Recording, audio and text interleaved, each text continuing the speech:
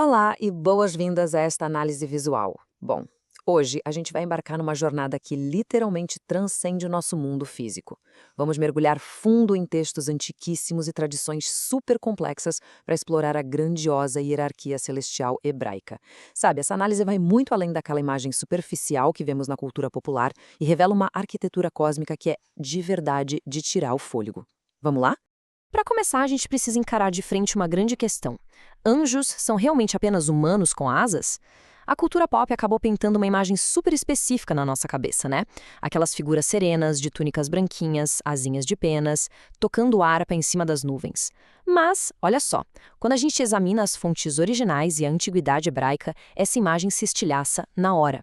A realidade que os textos antigos descrevem é infinitamente mais complexa, mais formidável e, francamente, muito mais alienígena do que costumamos imaginar. E o primeiro grande choque de realidade vem exatamente da comparação entre as tradições. É bem comum a familiaridade com o sistema de apenas 4 níveis celestiais: anjos, arcanjos, querubins e serafins, muitas vezes agrupados de um jeito bem genérico. Só que a tradição judaica, que se baseia em interpretações profundíssimas dos textos originais, detalha um modelo impressionante de 10 esferas. E o mais fascinante aqui é que essa hierarquia não é baseada em quem tem mais poder de fogo ou força bruta, mas sim no nível de consciência e na proximidade com a santidade pura do Criador. É um conceito totalmente diferente. Mas antes de começar a subir esses degraus, a gente precisa esclarecer a base de tudo isso. A palavra anjo vem do grego angelos, que traduz o termo hebraico malar. E o ponto crucial é o seguinte: isso significa puramente e simplesmente mensageiro. Ou seja, ser um anjo é ter um cargo, é uma função específica dentro da corte celestial, e não uma espécie única de ser. Nem todo ser celestial é um anjo. É a mesma lógica de pensar que nem todo funcionário de um país é um carteiro, faz sentido? E isso nos leva a um mal-entendido gigantesco. Afinal, o que é um arcanjo? O prefixo arc significa chefe ou príncipe. Então, um arcanjo não é uma classe isolada de seres. Na verdade, é um título de liderança. Cada uma das diferentes classes celestiais possui um príncipe que a governa. Quando os textos falam de Miguel, por exemplo, estão falando de um comandante majestoso de uma hoste inteira e não de um ser que pertence a uma categoria solitária chamada arcanjo. Entender isso muda tudo.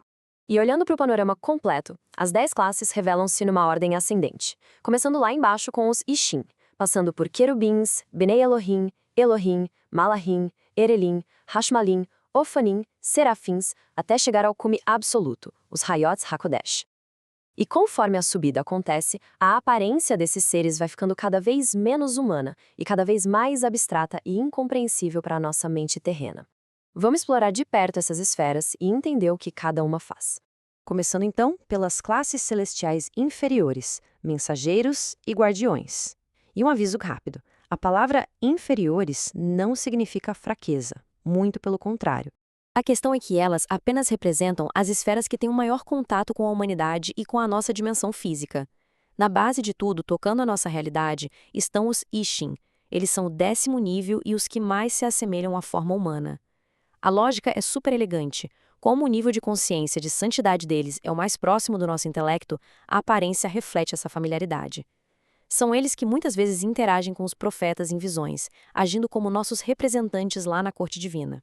Logo acima, a estrutura se expande para as funções críticas de guardiões e administradores. E olha, esquece aqueles bebês fofinhos da arte renascentista, tá? Os querubins são guardiões severos e implacáveis que protegem espaços sagrados. Acima deles operam os Bnei Elohim e os Elohim, que atuam como forças poderosas de juízo e administração das leis naturais. E depois vem os Malahim, que são os mensageiros literais e executores da vontade da corte. Agora, a nossa análise cruza uma fronteira de peso rumo às classes celestiais superiores, reinos de temor sagrado.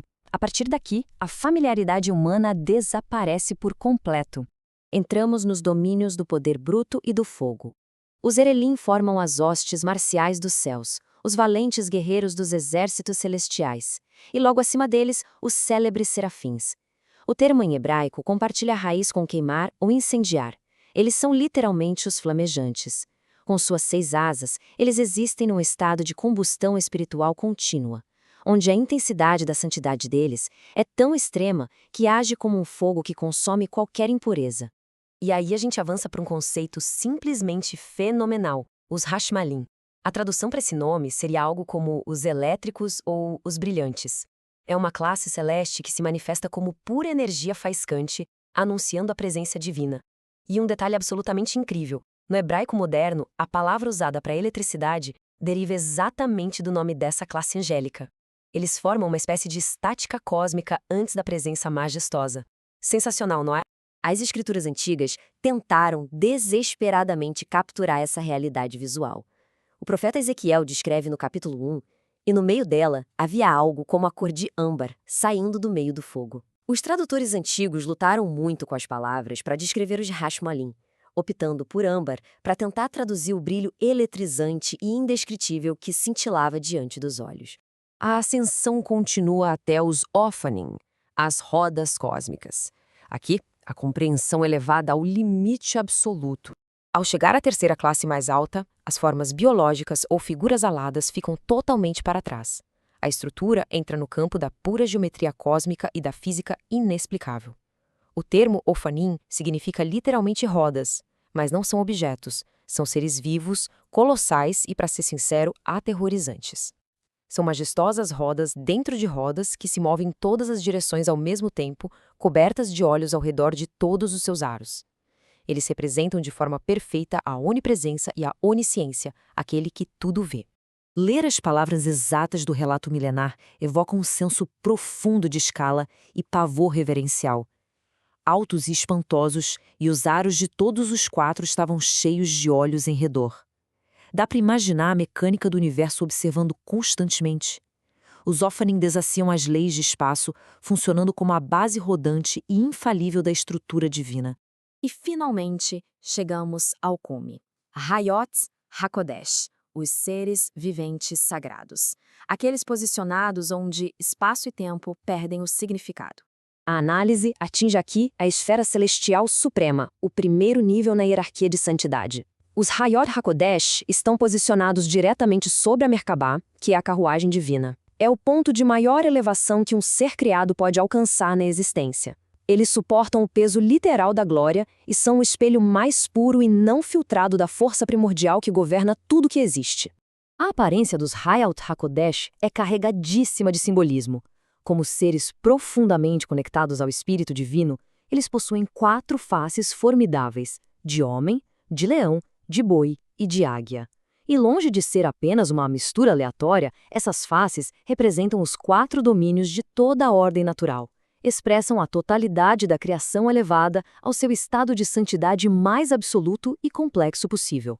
Mas há uma constatação filosófica e teológica monumental que encerra toda essa arquitetura. O nível intelectual e espiritual dos Hayot HaKodesh supera com folga o de toda a humanidade reunida.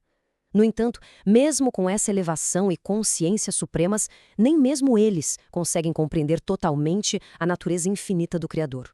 O fosso entre o ser criado mais supremo e o Criador infinito continua insuperável. A plenitude do infinito simplesmente não pode ser contida. E isso deixa um pensamento profundo pairando no ar. O universo físico que nós conhecemos já é estonteante, certo?